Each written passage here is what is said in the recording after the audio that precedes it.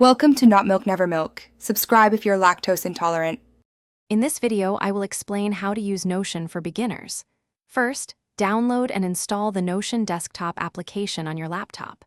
Once installed, create a new account or simply log in if you already have one. Take a moment to explore the sidebar on the left. This is your main navigation hub.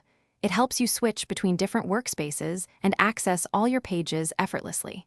This initial setup is quick and easy, getting you ready to organize your life in no time.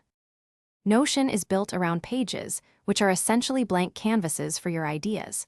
Within each page, you'll find blocks, the fundamental building blocks of your content. Think of blocks as individual pieces like text, images, or even entire databases. To add a new block, simply type a /, then choose from dozens of options.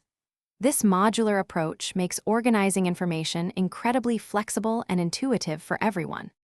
To truly organize your information, Notion offers powerful databases. These allow you to structure data like tasks, notes, or projects in a highly customizable way. You can view your database in several formats, including a table, a board, or even a calendar, each offering a unique perspective.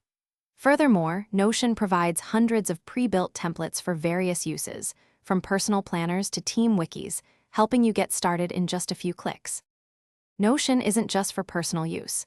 It's also a fantastic collaboration tool. You can easily share any page with colleagues, friends, or even make it public for the world to see. Personalize your workspace by adding custom icons and cover images to your pages, or switch to dark mode for a different aesthetic. For even more power, integrate Notion with other applications you use daily, extending its capabilities and streamlining your workflow. Thanks for watching. If this was helpful, leave a like and consider subscribing. See you next time.